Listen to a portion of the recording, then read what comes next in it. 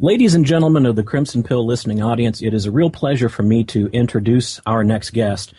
On today's show, we've been talking about preparedness, any number of different eventualities or events that could happen in any one of our given parts of the world, our neck of the woods. And to help us explore some of these important considerations about preparedness, I've invited a listener of the program to be our feature guest today. Ms. Nia Ruiz has been working in the field of medicine for the past 8 years and is currently working as a credentialed surgical technologist. While working full-time in the field, Nia is also pursuing coursework in pre-medicine, with her career objective of becoming a physician in naturopathic medicine or perhaps a medical scientist in astrobiology or neurocognitive sciences. Ms. Ruiz has written to me by email, it was just a short time back actually, and she offered a suggestion about having a discussion about preparedness as one of the topics for our show. And folks, as we communicated back and forth with messages, it was very easy for me to tell, readily apparent, that she's invested a good deal of time and energy thinking about some of these essential considerations that go into being prepared, whether it's just yourself as an individual in your home, or whether you have to think about preparedness for your entire family. So at this time, folks, it is truly a privilege and a pleasure for me to introduce Ms. Nia Ruiz. And Nia, are you there on the line? Yeah, I'm here. Well, Nia, first of all, welcome to the program. I hope you're in the middle of an excellent day. And how are you? I'm very well, thank you. And thank you so much for having me. Great. Now, Nia, you're joining us from Florida, I believe. Is that right? That is correct. South Florida. And I'm guessing that when you grow up in South Florida, you know, what with patterns of hurricanes and whatnot, you probably have a lot of history on your mind about the importance of preparedness, but I don't want to make that assumption for you, but would that be fair to say? That would be fair to say. We go through any number of hurricanes often here in Florida, so yes. And is that part of how you first started thinking about preparedness, or maybe some other factors in there as well? How did you first really kind of get thinking about being prepared?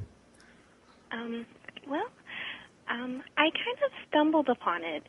Really, I'm kind of like a sponge. I want to know about everything, and so when I was doing some research on just regular stuff and stuff for school, I just happened to stumble upon one thing, and then it led into the other, and then the other, and then, all of a sudden I know a little bit about basically everything about preparedness, not to mention my training and things like that. So it kind of all comes together. I can imagine that through the course of your, not just your university coursework, but also in your profession, you're maybe kind of given reminders about how important it can be to be prepared. Almost every day you probably are coming across information of that sort. Oh my goodness, yes. Especially in the hospital scene. It's so important. Safety is everything, and being prepared, they have disaster preparedness, just manuals and books and series, and you have to go to conferences and all sorts of things that you have to do. Absolutely. So, yes. And unfortunately, again, as part of your career in the medical field, you probably see the results of some folks who weren't as prepared as what they maybe should have been for certain eventualities. That's true. It's not a pretty thing.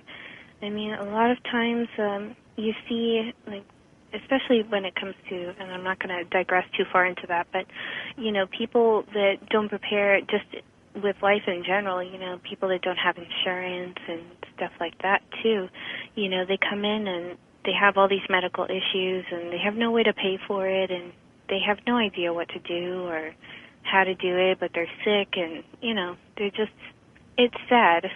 Yes, yeah, I can imagine. Along with maybe the ideas of even having some basic or inexpensive, simple things in the household or available at close hand in the car, for example, maybe just a simple medical kit.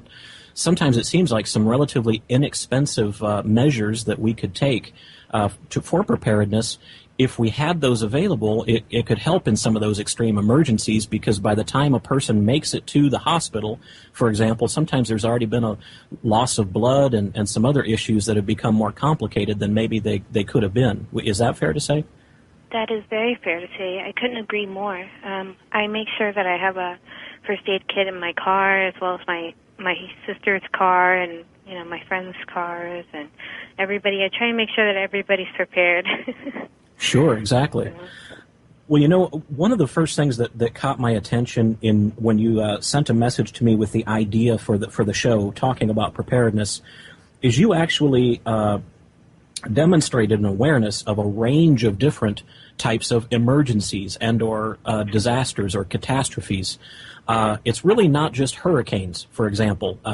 And so if a person doesn't live in South Florida, there's no hurricanes, they have nothing to worry about. That's really not the case, is it? Could you maybe take a moment and sort of, describe the landscape of some of these different considerations where, an ounce of preparedness could be worth a pound of value later? Sure, most definitely. As with hurricanes and things like that, preparedness is basic, just, water, food, and just your basic stable shelter. Things along the lines of tornadoes, other things such as biological warfare, asteroids, comets, tidal waves, because on the East Coast we call them tidal waves, just a whole range of things, nuclear meltdowns, because here in Florida we have a lot of nuclear power plants here, so that's another consideration for a lot of people, not just in Florida. Sure. Seismic activity, volcanic activity, fault lines, things like that. There's a whole wide range of things to take into consideration, and a lot of people don't think along those lines. I'm constantly thinking in a worst-case scenario, premise kind of thing. So, in your profession, I'm sure that's very important, actually, to kind of look at things in that way. And you've made a very good list of these considerations. In fact, if I just ask our listening audience to think about maybe some of these events that have happened in your own backyard just in this past year alone. Or if you've been in a relatively quiet part of the world, just think about the headlines from across the United States, the record-setting number of and damage done by tornadoes, ranging across what we think of as the tornado belt, starting kind of around Oklahoma, that ballpark, but then spreading through the southeast. And we had the horrendous wildfires in the southwest. Oftentimes those make their way through parts of California as well. I think New Mexico was of greatest concern in these recent months. Look at all of the flooding. If you're anywhere in the Midwest, if you're along the Missouri River, you know just how powerful the damage of flooding can be. And in fact, I actually live in an area that last year we had relatively minor flooding occur in our area, and yet there was just a coincidental break in a water main that supplied the city's main water system, and because of the flooding, that contaminated the water supply. And so this city that I'm at, which is a relatively average-sized American city with a large university, it was without water for a span of about 5 days, and that's kind of unexpected out of the middle of nowhere. So there really is a tremendous range of considerations that people ought to think about, isn't there? That's true. I think that a lot of things happen throughout the United States and other places as well, and a lot of people are just not aware because it doesn't hit close to home. And I think that sometimes no one ever thinks that it's going to happen to them, until it does. Right. And then people are caught off guard. Yeah, exactly. And unprepared. There you have it, exactly. So I am again so thankful, Nia, that you've joined our program today so we can actually talk through some of these particulars. We'll now, folks, start to dive into the weeds, if you will, talking about some of the steps that you can take, again, whether it's just yourself or whether you have your whole family to consider. But Nia is going to help me kind of walk through some of these ideas of consideration. And Nia, maybe if I can ask you this question, What steps do you think that an average individual or family could begin to take right away? Some things they could start to do today, for example, to make sure that they're prepared for these unexpected things.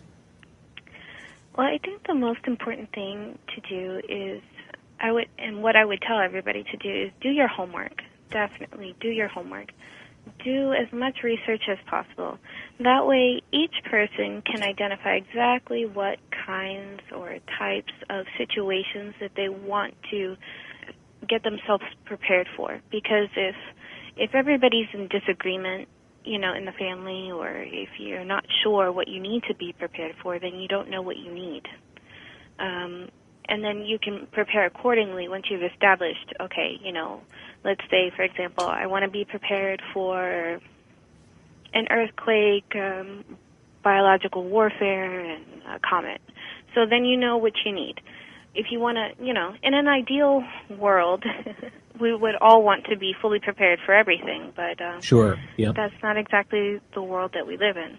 It's kind of it's a little cost prohibitive also to maybe try to be prepared for everything. Is that exactly fair? Yeah. So my suggestion to the average Joe and Jane would be just to prepare as much as you can with the resources that you have to work with. Sit down, create a plan, or set a goal. Set a goal with an exit strategy and a time frame. Once you have a rough sketch, or so to speak, you can have something to work with from there.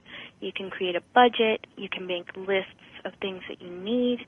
You can get organized. You can figure out what you're going to do. And so if something happens, you know what you're going to do. You're not stumbling around trying to save your family or yourself or, just your girlfriend, your dog, whatever. You can, like I said, you can start by doing research and educating yourself. Finally, it doesn't... to stick... Mm-hmm. Oh, I'm sorry. Go ahead, Nia. No, that's okay. It doesn't hurt to maybe put pen to paper also, right? To actually put some thoughts down and make some notes that you've got that you can refer to, because just in case, for example, let's say you are the mother or the father of your family, and let's say that you've been the one spearheading your family's preparedness. Unfortunately, let's say something unexpected or unfortunate happens to you.